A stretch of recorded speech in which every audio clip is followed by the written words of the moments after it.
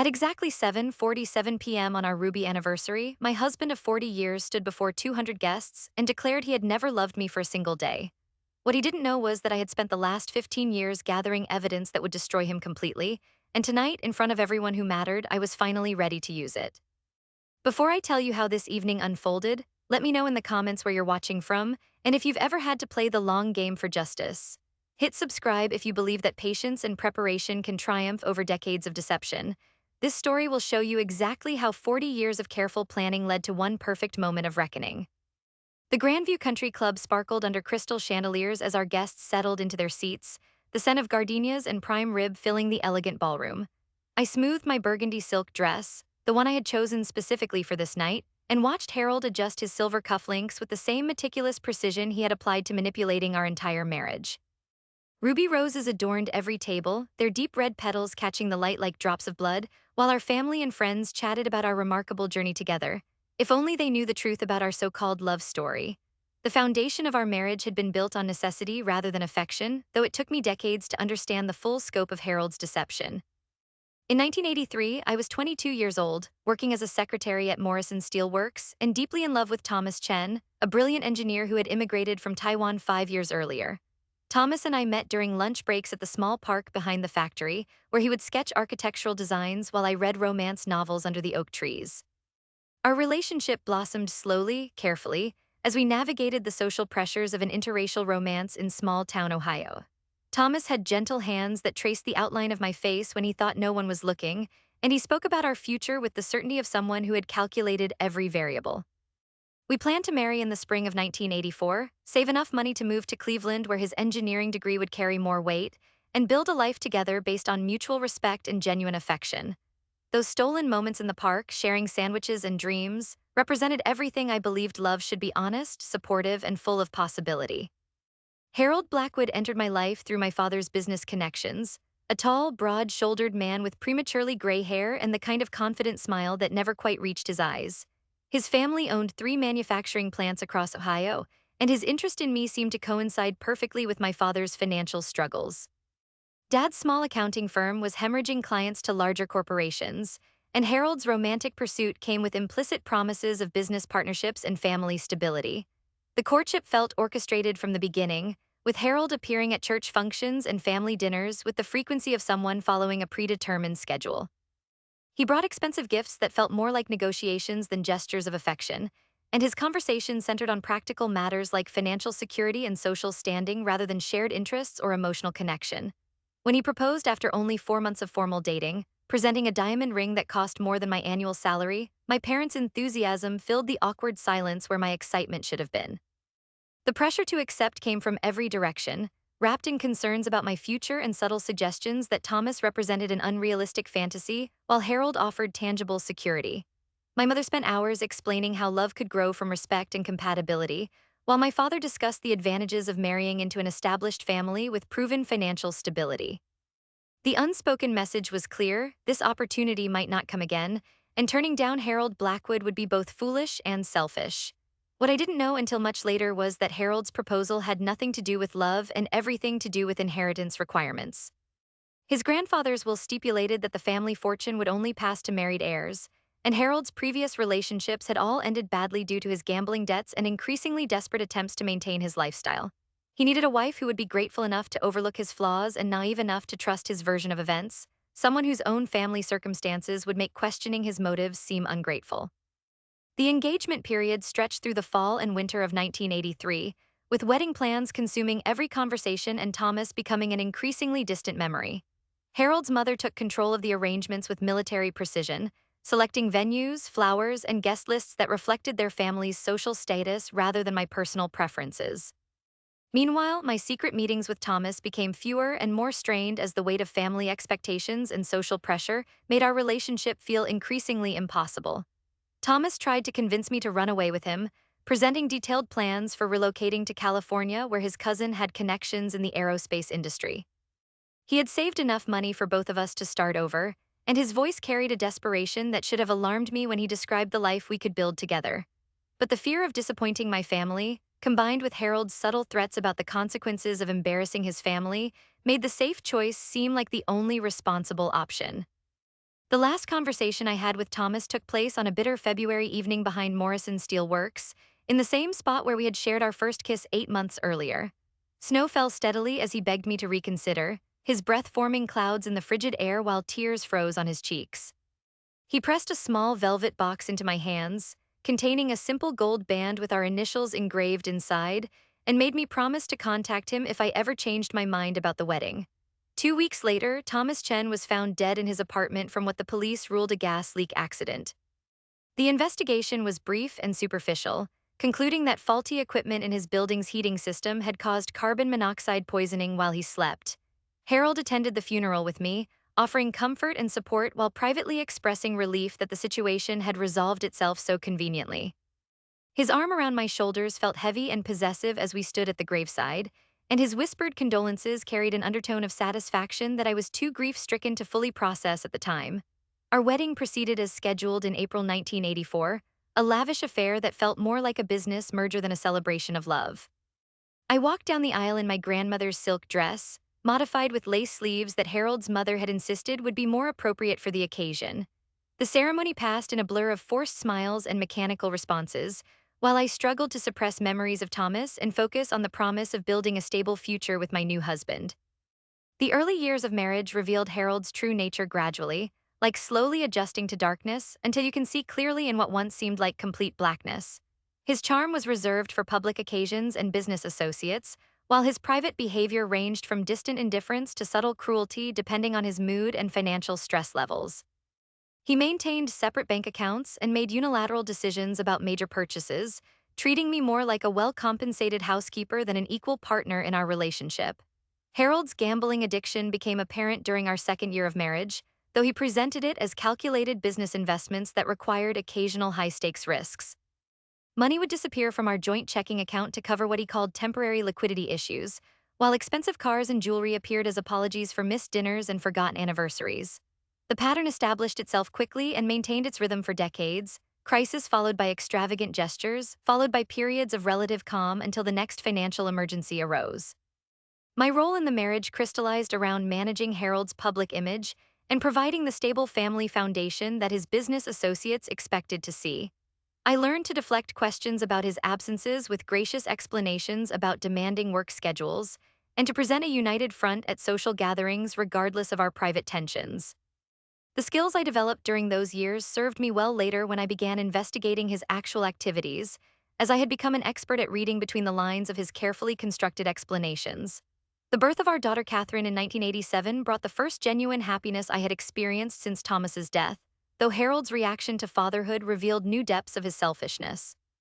He viewed Catherine as an extension of his public image rather than a person deserving love and attention, and his involvement in her care was limited to occasions when her achievements could reflect positively on his parenting.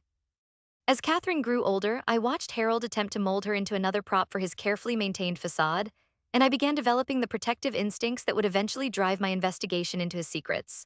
The turning point came 15 years ago during Catherine's high school graduation party, when I overheard Harold on the phone in his study discussing Thomas Chen's death with someone whose voice I didn't recognize.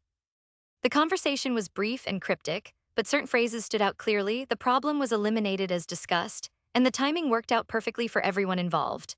My blood turned to ice as I processed the implications of what I had just heard, and I spent the rest of the evening mechanically playing hostess while my mind raced through 30-year-old memories with new and terrible clarity. That night marked the beginning of my transformation from dutiful wife to determined investigator, though I was careful to maintain the appearance of normalcy while secretly gathering evidence. I began paying closer attention to Harold's phone calls and business meetings, noting inconsistencies in his explanations and documenting unusual patterns in his behavior. The process required infinite patience and meticulous attention to detail, as any sign of suspicion on my part would have alerted Harold to change his methods or destroy potential evidence. My first major breakthrough came through Harold's own carelessness with technology, as he consistently underestimated my ability to understand and monitor digital communications. I learned to access his email accounts and review his browsing history, discovering a complex network of offshore accounts and suspicious business relationships that painted a picture of systematic financial fraud spanning decades. The gambling debts I had attributed to poor impulse control were actually the tip of an iceberg that included money laundering, tax evasion, and connections to organized crime figures who used Harold's legitimate businesses as fronts for illegal activities. The evidence against Harold accumulated slowly but steadily, like building a legal case one document at a time, and I consulted with attorneys and private investigators to ensure that my findings would hold up under scrutiny. I learned about financial forensics and criminal procedure, studying the law with the same dedication I had once applied to maintaining our household and supporting Harold's career. Every piece of evidence was photographed, documented, and stored in multiple secure locations, as I understood that Harold would destroy anything he discovered and potentially harm anyone who threatened his freedom. The most damning evidence came from Harold's own records, which he kept with the compulsive thoroughness of someone who believed his intelligence made him untouchable. Bank statements showing payments to the man who had killed Thomas, recorded phone conversations discussing the elimination of potential threats to his inheritance, and detailed financial records proving decades of criminal activity were all preserved in Harold's personal files like trophies of his successful manipulations. My investigation revealed that Thomas's death had been orchestrated specifically to clear the path for Harold's inheritance, as Thomas had discovered Harold's gambling debts and was preparing to warn my family about the true nature of his financial situation. The gas leak that killed Thomas had been caused by deliberate sabotage, arranged through Harold's connections to criminals who specialized in making murders appear accidental. The timing of Thomas's death, just weeks before our wedding, had been calculated to maximize the emotional impact on me while minimizing the possibility of postponing Harold's access to his inheritance. As the evidence mounted, I faced the psychological challenge of continuing to live with and act normally around a man I now knew to be a murderer. The cognitive dissonance of sharing meals and maintaining physical intimacy with someone who had destroyed my chance for genuine happiness required a level of compartmentalization that sometimes left me questioning my own sanity. I sought therapy under the guise of managing empty nest syndrome as Catherine prepared for college, and my therapist helped me understand the trauma bonding and learned helplessness that had kept me trapped in the marriage even before I knew the full extent of Harold's crimes. The final phase of my preparation involved careful planning for the confrontation itself, as I understood that exposing Harold publicly would be both more satisfying and more effective than simply turning evidence over to the authorities. I needed witnesses who would remember the evening clearly and spread the story throughout our social circle, ensuring that Harold's reputation would be destroyed along with his freedom. The Ruby anniversary celebration provided the perfect opportunity, as the significant milestone would guarantee maximum attendance and media attention for what would become Harold's public downfall. I spent months preparing for the anniversary party with the same attention to detail that Harold had applied to his criminal activities, selecting the venue, menu, and guest list to create the ideal conditions for maximum impact. The Grandview Country Club's main ballroom provided an elegant setting with excellent acoustics and no easy exits, while the guest list included business associates, family members, and community leaders whose presence would ensure widespread coverage of the evening's revelations. I arranged for discreet recording equipment and coordinated with law enforcement to be standing by for Harold's arrest, turning our anniversary celebration into an elaborate trap that Harold would walk into willingly. Tonight, as I stood beside Harold during the pre-dinner cocktail hour, watching him work the room with his characteristic blend of charm and calculated networking, I felt a strange sense of peace settling over me. The burgundy silk dress I had chosen represented the blood-red truth that was about to stain Harold's carefully maintained reputation, while the ruby roses on every table served as a reminder that precious things often come at a terrible cost. My hands were steady as I checked my watch and confirmed that everything was proceeding according to schedule, with the police positioned outside and the evidence packets prepared for distribution to key witnesses. The moment arrived as our guests finished their salads, and the room's attention naturally focused on our table for the traditional anniversary speech. Harold stood first, as he always did, commanding attention with the practiced ease of someone accustomed to being the center of admiration. His silver hair caught the chandelier light as he raised his champagne glass, and his voice carried clearly through the ballroom's sound system as he began what he intended to be a celebration of our enduring partnership. But instead of the grateful tribute our guests expected, Harold delivered a confession that left the room in stunned silence. His words came out measured and deliberate, as if he had been planning this revelation for months rather than speaking spontaneously from some internal compulsion I couldn't understand. He spoke about convenience and necessity, about marriages built on practical considerations rather than romantic love, and about my role as a suitable wife who had served her purpose adequately without inspiring genuine affection. The collective gasp from our guests created a moment of perfect silence before the room erupted in shocked murmurs and uncomfortable shifting in chairs. I remained seated, my expression carefully neutral, as Harold continued his unexpected confession with increasing boldness. He seemed intoxicated by the freedom of finally speaking openly about his true feelings, oblivious to the damage he was doing to his own reputation and the opportunity he was inadvertently creating for my response. When Harold finished his speech and looked at me expectantly, perhaps anticipating tears or angry protests that would cast him as the honest victim of an emotionally manipulative wife, I stood slowly and walked to the microphone with the measured steps of someone who had rehearsed this moment countless times. The room fell completely silent as I adjusted the microphone stand and looked out at the sea of familiar faces, all focused intently on my response to Harold's cruel public rejection. My voice was steady and clear as I began to speak, carrying easily through the ballroom's acoustics to reach every corner where guests sat frozen in anticipation. I thanked Harold for his honesty about our marriage, acknowledging that convenience had indeed played a significant role in our relationship from the very beginning. But I also noted that there were aspects of our partnership that he had failed to mention, secrets that had shaped our 40 years together in ways that none of our guests could possibly imagine.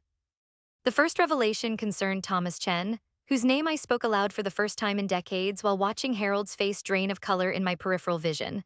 I described our relationship briefly but tenderly, explaining how genuine love had been cut short by what everyone had believed was a tragic accident.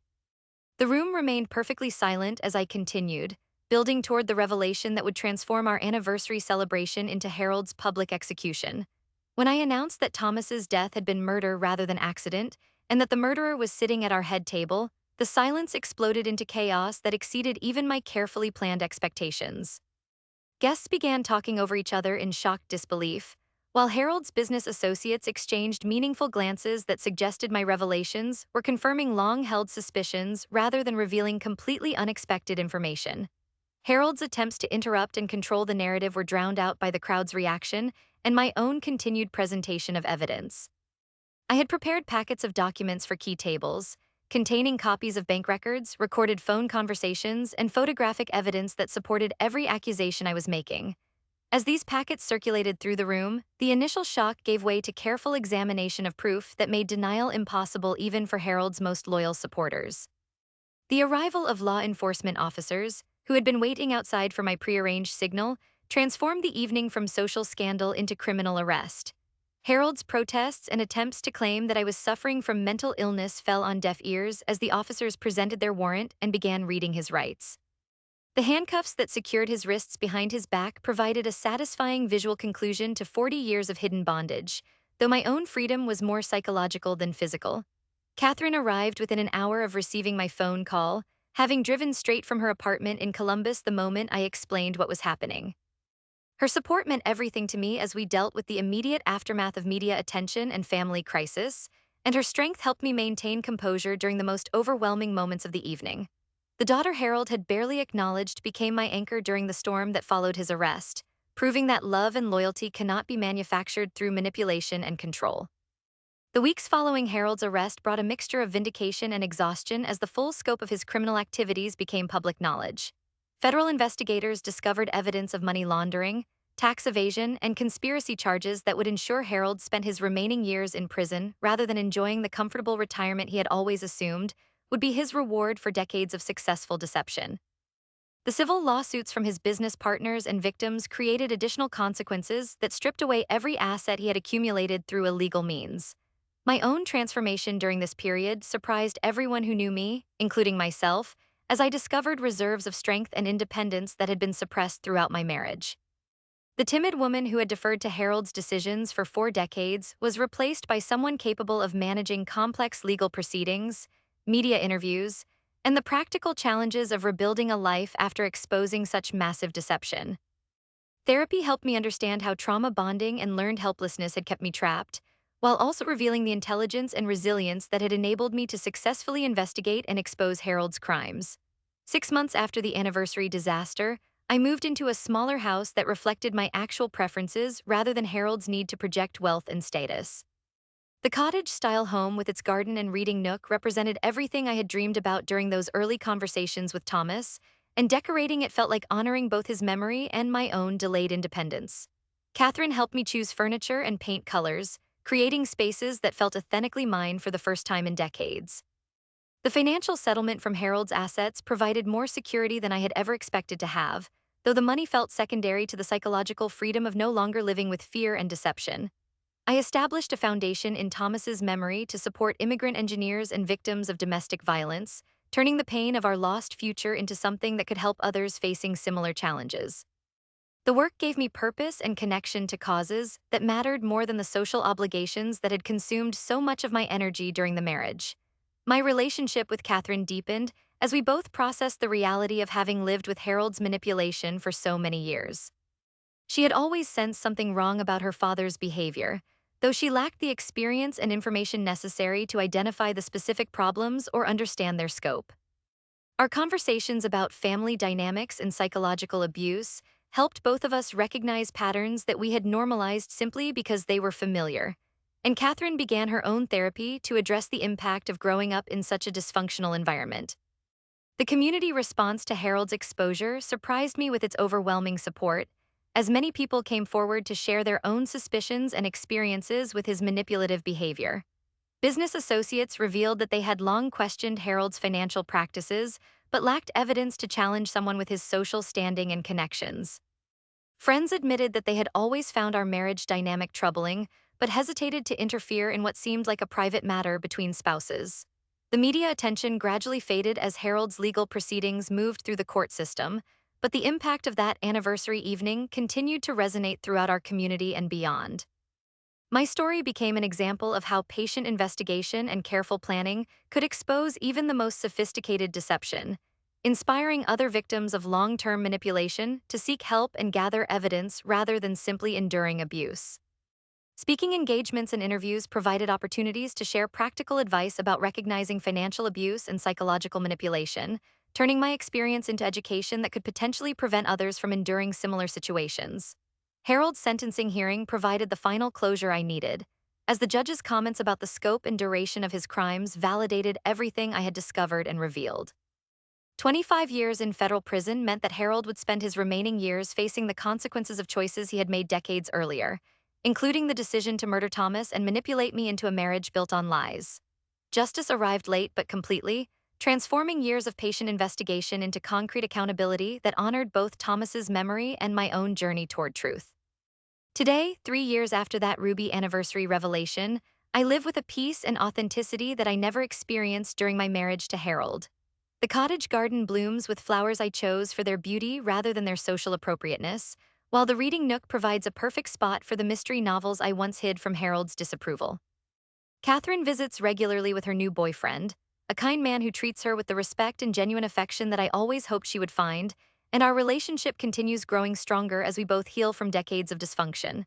The foundation work has connected me with a community of survivors and advocates who understand the complex dynamics of psychological abuse and financial exploitation.